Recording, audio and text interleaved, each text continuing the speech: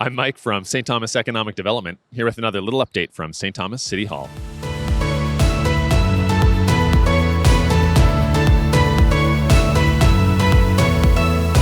We're back in the St. Thomas Council chambers to continue our saga of the industrial and economic development history of the city of St. Thomas with Councillor Steve Peters.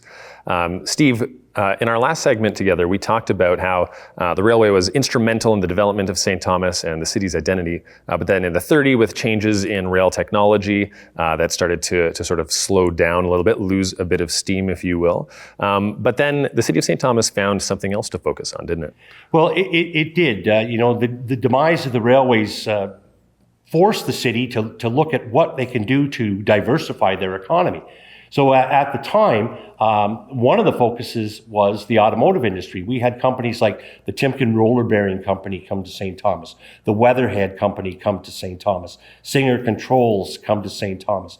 And these helped to build automobile parts for the assembly plants of Detroit. And as we sort of made this evolution away from the railways, our connection with transportation continued, and that was the automotive sector. But the big change happened in 1965. In 1965, Canada and the United States signed what was called the Auto Pact. And part of the Auto Pact is that Canada had to get its share of the assembly of automobiles. And that led to the arrival of the Ford plant, the announcement in 1965 that Ford was coming to Elgin County, to Talbotville. It was called the St. Thomas Assembly Plant, even though it was in Talbotville. And when that plant opened in 1967, that became the primary employer for the community. But one of the important things to recognize about automobile assembly was that for every one job that existed at the Ford plant, the spinoff was 7 other jobs in the community. Railway still played an important role. Parts came into the Ford plant on rail. The finished product left the Ford plant on rail. So rail still played an integral role, but it was not the prominent employer that it used to be, and it became automobiles. And that, even once the Ford plant arrived, the spin-off into the community of other factories that were producing parts for the Ford plant, and the impact it had on, quite honestly, all of southwestern Ontario. The Ford plant up until its closure in 2011 was a very significant and important employer for our community and surrounding communities.